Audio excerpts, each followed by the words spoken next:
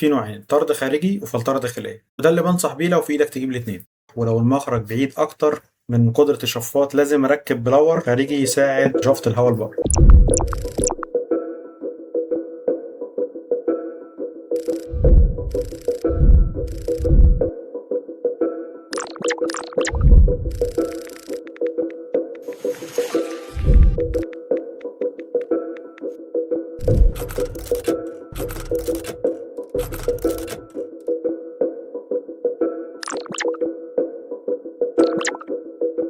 وفي تهوية عن طريق شفاط المطبخ أو التشيمني، ودي مهمة جدا. يعني قطر الضغط الناقل للهواء من شفاط لبره كل ما كان أكبر كل ما يكون أفضل.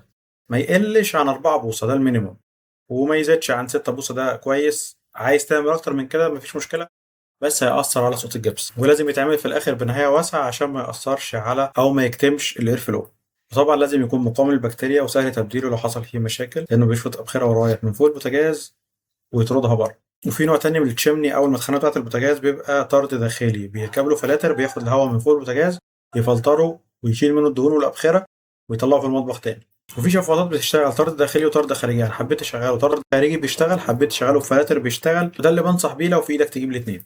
يبقى اول حاجه من ناحيه الشفط في نوعين، طرد خارجي وفلتره داخليه، ليها دعوه بالاكزوست ريت، او هو الشفاط ده بيخرج ويفلتر كام متر مكعب كل ساعه. وطبعا دي فيها بارامترز كتير زي حجم ومساحة المطبخ مقفول ولا مفتوح، ولو المخرج بعيد أكتر من قدرة الشفاط لازم أركب بلور خارجي يساعد شفط الهواء لبره. تاني حاجة بالنسبة للمدخنة الشكل والديكور، في شفاط هرمي وفي شفاط سليم وفي شفاط ايلاند اللي هو بيتحط فوق الجزيرة، وفي شفاط كورنر بيتحط في الكورنر، وأشكالهم مختلفة، والماتيريال اللي بيتعملوا منها برضه مختلفة، في زجاجي وفي ستيل وفي ألوان مختلفة. واختلاف الألوان ده بيكون حسب التصميم والشكل فقط، ملوش دعوة بقدرة الشفاط أو طريقة الطرد. الفرق بين الشفاط الهرمي والسليم بيختلف الفينش كديكور وشكل الوحدات حواليه.